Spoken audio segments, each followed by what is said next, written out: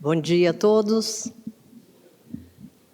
Nosso acolhimento fraterno e que estejamos sempre ao lado de Jesus para nos fortalecer, nos ajudar a compreender e colocar seus ensinamentos em nossa vida. Essa a nossa tarefa, é por isso que aqui estamos e recebemos essa oportunidade de reencarnarmos, de estar aqui novamente para refazer os nossos caminhos e adquirir novos conhecimentos. O capítulo 16 do Evangelho segundo o Espiritismo, que tem o título Não se pode servir a Deus e a Mamon, foi dividido em 3 partes para que melhor pudéssemos refletir a respeito da verdadeira função dos bens materiais em nossa vida e o melhor emprego que se deve dar à riqueza. Nosso estudo de hoje encerra esse capítulo e vamos abordar 2 importantes passagens do Evangelho registradas pelo evangelista Lucas, que também nos trazem importantes reflexões sobre a utilidade da riqueza e o desprendimento dos bens terrenos. Na primeira passagem, Lucas nos lembra que certa vez Jesus contou a seguinte parábola.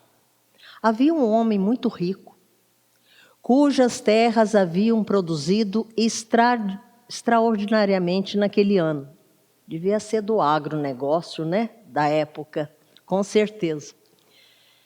E ele se perguntava, o que vou fazer com essa safra enorme?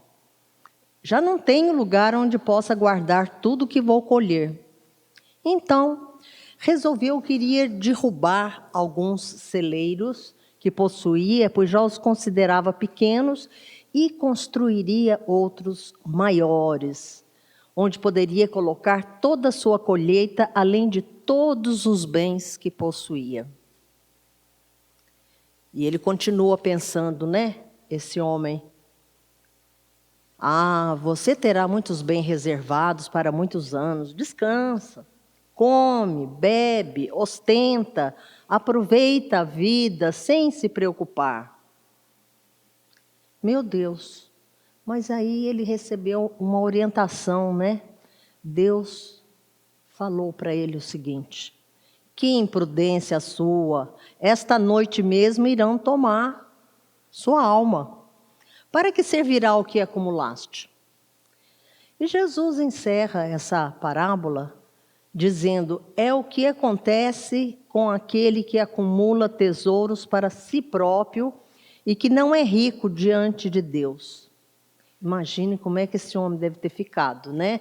Acumulou e foi inspirado que, por que você está achando que você vai ostentar, vai ter uma vida calma? Hoje mesmo à noite, você não vai estar mais com seus bens, né? Então vamos pensar o que Jesus quis ao contar essa parábola. Em sua didática perfeita, ele ilustrava de uma forma para que facilitasse a compreensão daqueles que sempre estavam ao seu lado e procuravam segui-lo.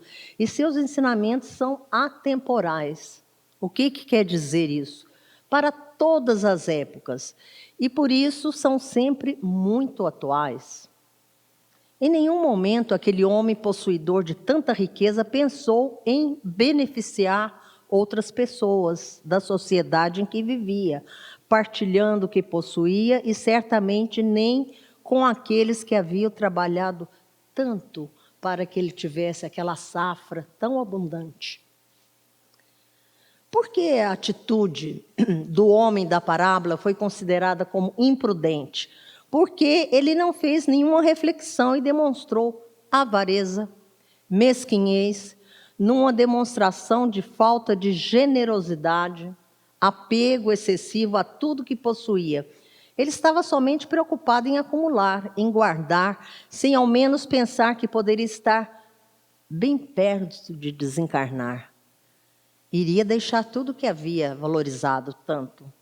Mas sabemos que a vida continua e certamente, de regresso ao plano espiritual, ele iria fazer uma avaliação de sua vida na Terra e, na época certa, lhe seria oferecido outra oportunidade em nova reencarnação. Ele queria realmente refazer depois os enganos que ele tinha feito aqui. Isso acontece com todos nós. Essa parábola é muito atual, né? Será que na nossa vida atual, a gente vê essa ostentação, esse exagero de acumular, de querer cada vez mais e mais? Será? Será que essa parábola de Jesus está fora de época?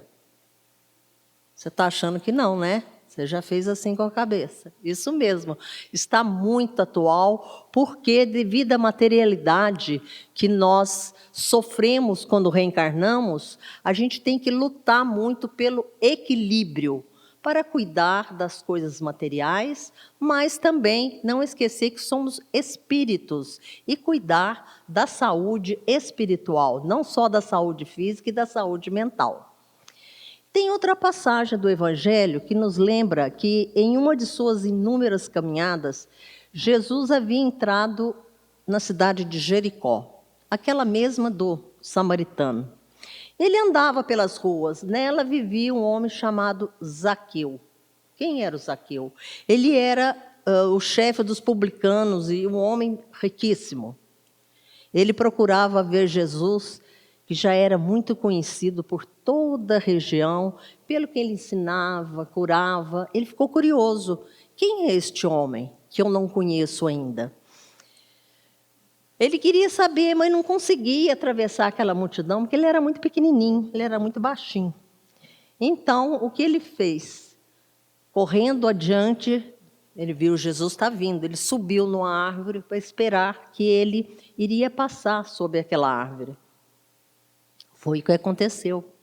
Mas quando Jesus passou sob aquela árvore, Jesus olhou para cima.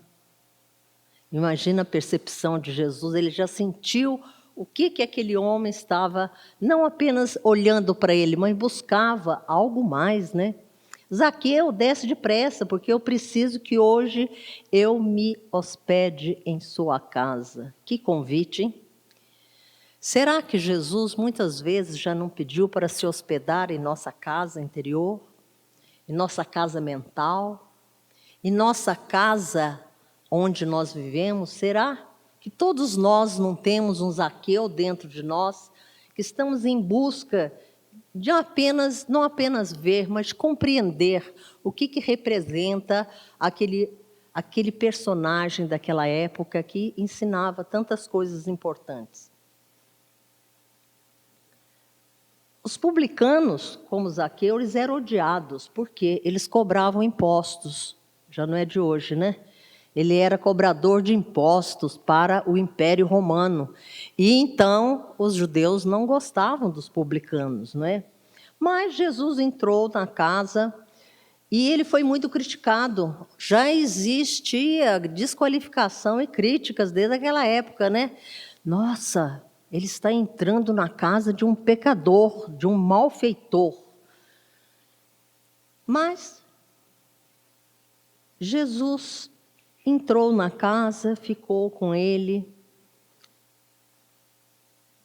Depois daquele contato, imagine com a autoridade moral que Jesus tinha, a presença dele, fez uma transformação interior em Zaqueu.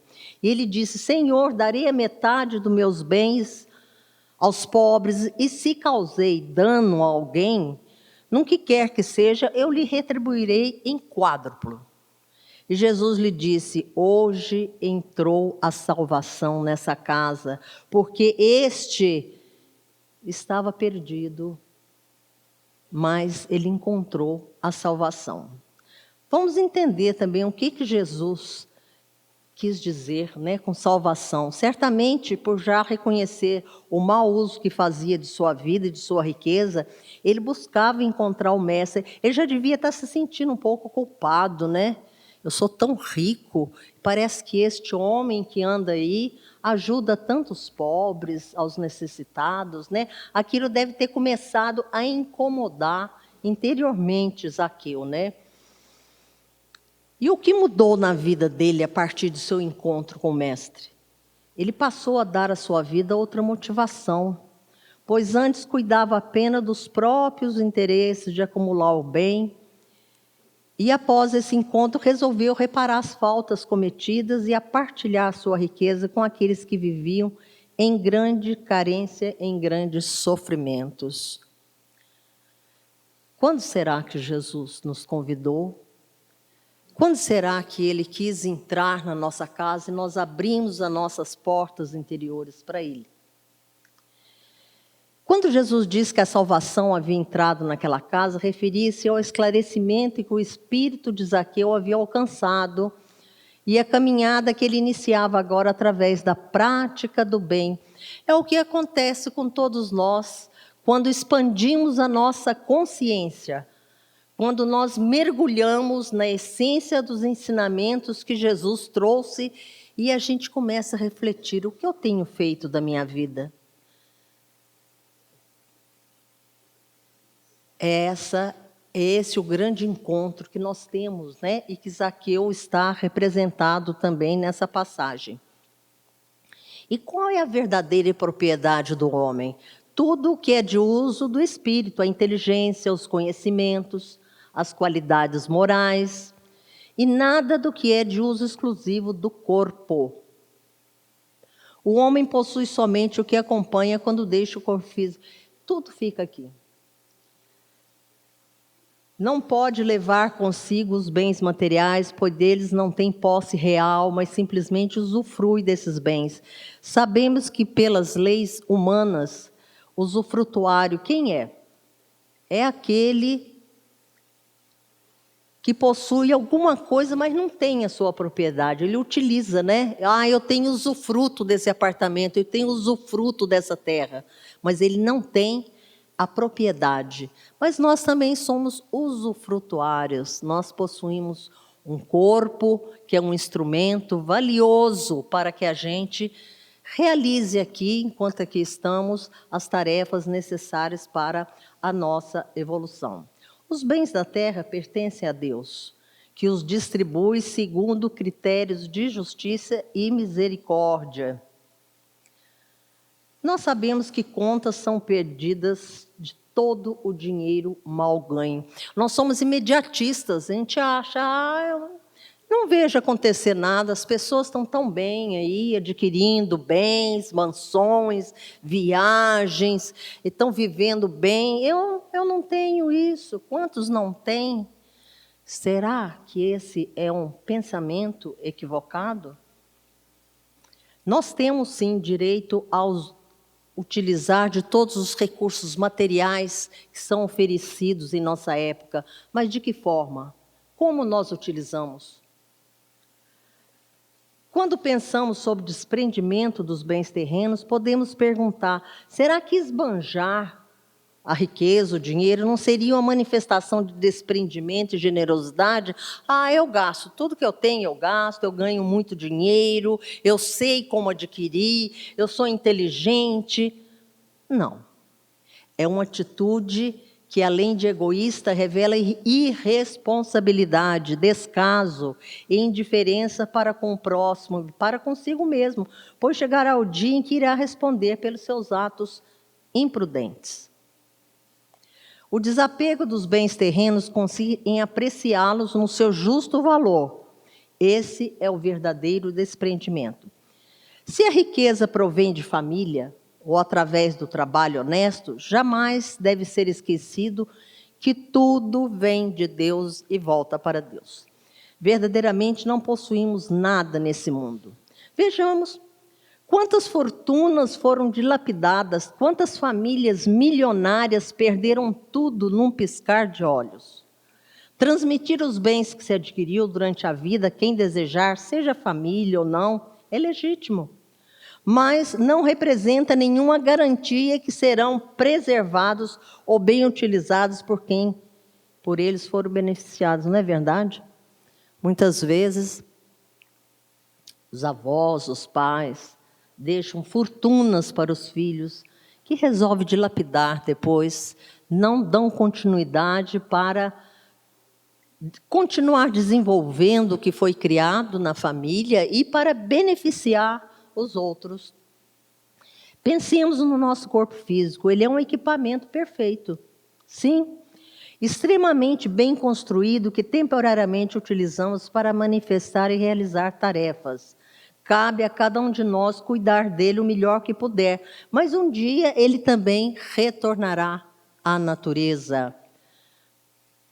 Por mais que a gente queira conservar, e a gente vive uma época hoje da extrema necessidade de se preservar excessivamente o corpo físico, né? Cuidar é uma coisa. Claro que nós cuidamos de uma forma diferente dos nossos avós, tem ótimos recursos de saúde, né? Mas e o excesso?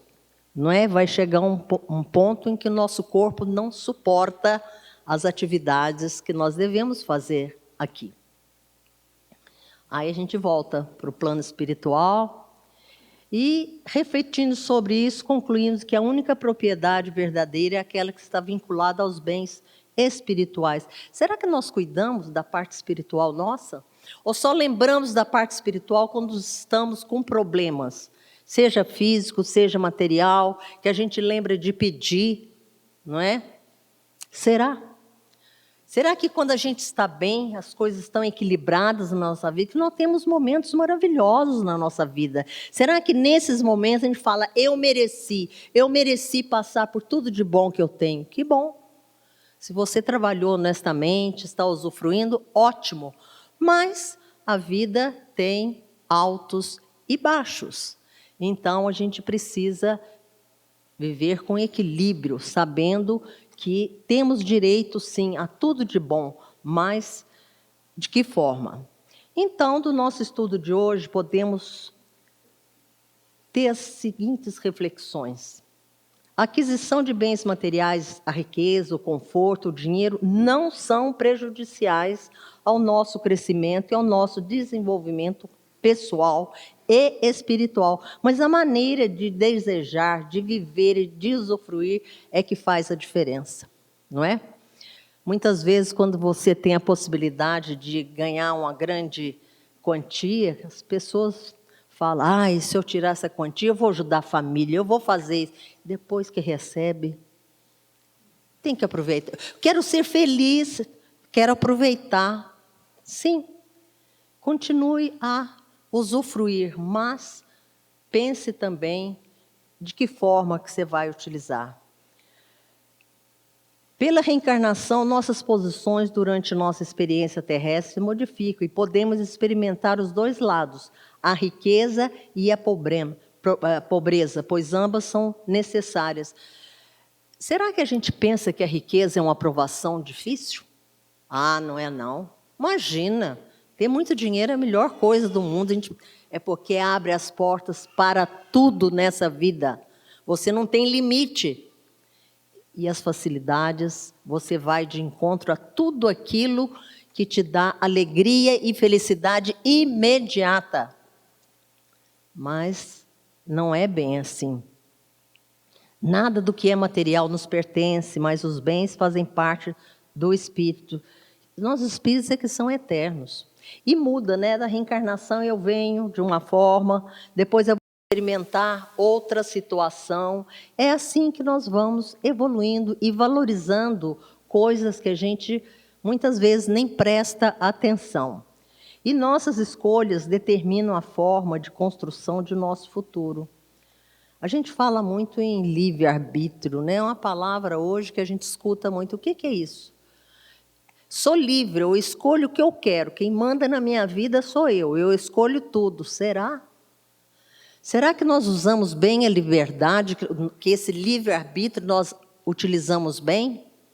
A criança também tem liberdade de muitas escolhas já, não é? Mas será que ela faz boas escolhas sempre? Não tem alguém que vai direcionar, isso aqui não está bem ainda? É assim que nós estamos ainda numa infantilidade espiritual. A gente quer rapidamente tudo. E muitas vezes nós não temos ainda condições de administrar as coisas, os recursos que nos são oferecidos. A gente utiliza mal. O carro não é uma coisa boa? Mas ele pode ser também uma coisa muito difícil, conforme eu vou utilizar. Eu posso desgastar ele muito rapidamente, conforme eu vou dirigir. Eu posso prejudicar os outros, pode prejudicar a minha família. Então, os recursos materiais, eles são importantes na nossa vida, mas é a forma como nós utilizamos. A tecnologia, que todos nós falamos muito hoje em dia, fala do celular, porque a tecnologia veio e está muito... Não, ela veio para ajudar. O que não está sendo bom ainda é a parte moral nossa, que se utiliza da tecnologia para desqualificar, para falar mal, para desconstruir, para colocar ideias erradas nas mentes. É isso que a tecnologia... Então, tudo que nós temos é bom, a tecnologia é boa e não tem retorno. Agora, enquanto nós não tivermos equilíbrio emocional, quando nós tivermos ética e moral, nós vamos utilizar dos recursos que nós temos para nos prejudicar, em primeiro lugar, e prejudicar aos outros. Que aprendamos a nos contentar com o que possuímos.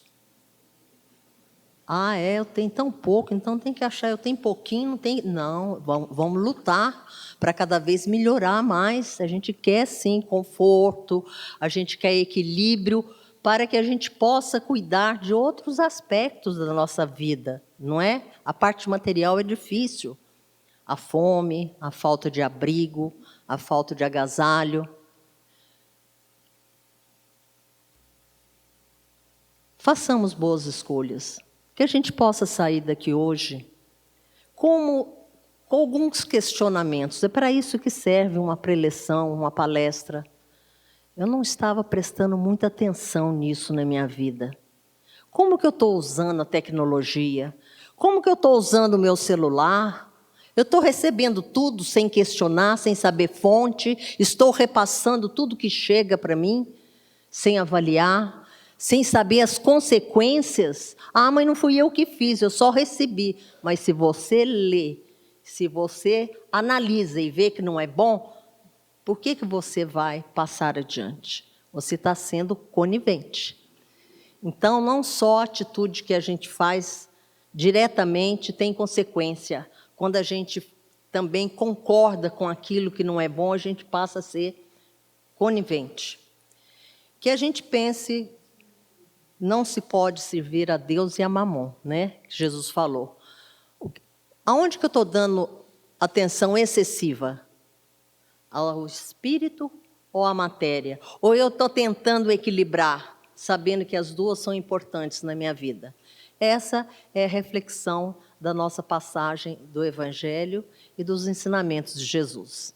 Um bom dia para todos nós, que possamos procurar colocar em nossa vida, no nosso dia a dia, esses conceitos que aos poucos vão sendo relembrados ao nosso espírito e da responsabilidade que nós temos. A responsabilidade é individual. No plano espiritual não adianta falar, eu não sabia, é porque me obrigaram a fazer isso, eu entendi assim. Não, você tem inteligência, você tem vontade.